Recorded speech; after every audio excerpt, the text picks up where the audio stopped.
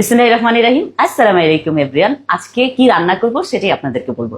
বুতুম মাছ রান্না করব, যেটা হলো গুড়া মাছের রাজা বলতে পারেন। সো বুতুম মাছ আলু দিয়ে ভাজি করব। তো কি কি লাগবে চলেন দেখাই। এখানে আছে চিকন চিকন করে আলু কেটে রেখেছি, বুতুম মাছ একটু হলুদ আর লবণ দিয়ে ভেজে রেখেছি, পেঁয়াজ লাগবে, কাঁচামরিচ লাগবে। খুবই সিম্পল একটা রেসিপি, চলেন রান্না করি।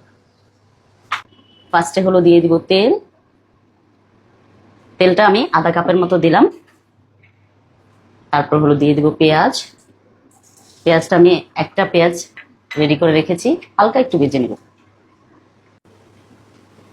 এখন আমি দিয়ে দেবো কাঁচামরিচ। এখানে 8-10টা কাঁচামরিচ রেডি করা আছে।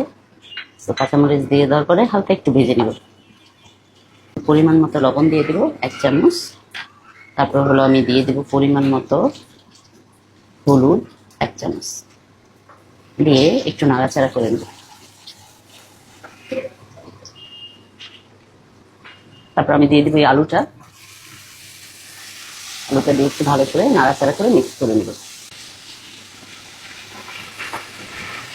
এখন আমি এটা ঢাকনা দিয়ে রান্না করব 5 মিনিটের মতো। এখন আমি ঢাকনাটা খুলে ফেললাম। আমার ভাজিটা কিন্তু সেই সুন্দর একটা কালার আসছে। আমি যাতে একটু নাড়া দিয়ে দেখাই। এই অবস্থায় আমি যেটা করব, ভুতুম মাছগুলা দিয়ে দিই, দিয়ে একটু নাড়াচাড়া করে দেব, করে আবার ঢাকনা দিয়ে দিব 2 মিনিটের জন্য।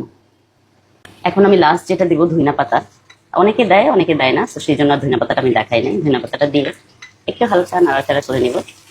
এই যে আমার মজার ভাজিটা রেডি, এই মজার ভুতুম মাছটা রেডি। এখন আমি সার্ভ করবো।